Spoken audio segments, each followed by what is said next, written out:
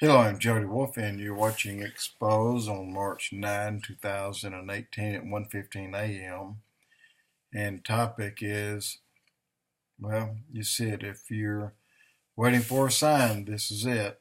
Um, there are several little tidbits in here that if you look at different verses and how they are worded, it almost gives you a clearer meaning of certain things. And I'm going to go to one thing only,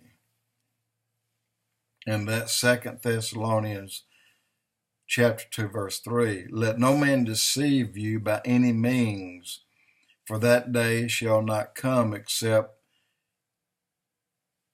a falling away first,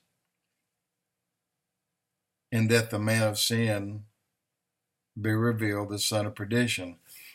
Now, when I see that, what I'm thinking and what I have always thought was that there's, well, simply that, a falling away. There are people just pulling away from the church, and when there gets to a point where more people are leaving the church or turning away from the church than are coming to the church, then the pros and cons are weighed, and this is my opinion, nothing more, that if God says, well, I see now that with this falling away, there will be this number of people who won't come,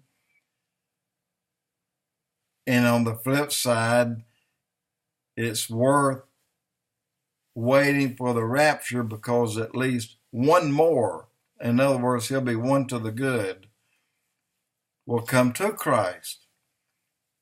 Well, let me tell you what I think about that. And I think that's true, but at the same time, falling away may have a different meaning to it. And here that is again at 2 Thessalonians chapter 2, verse 3. It's the NIV version. This translation seems to be better understood, at least by me anyway. And this one makes so much more sense as the other, except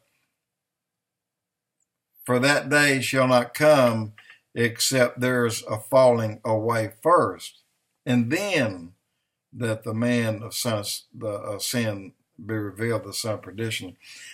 Hear this, hear the NIV version. Don't let any man deceive you in any way, for that day shall not come until the rebellion occurs, and the man of lawlessness is revealed, the man doomed to destruction. To me, that makes more sense than the King James Version.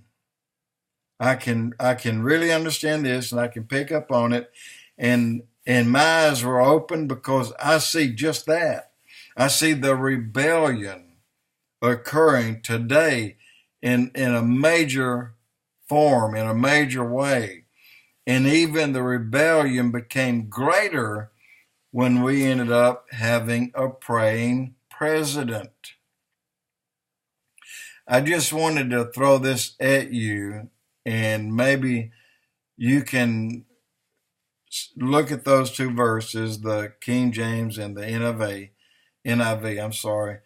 version, and because I see the rebellion. I see it. I mean, it's loud and clear that the rebellion is here across the planet.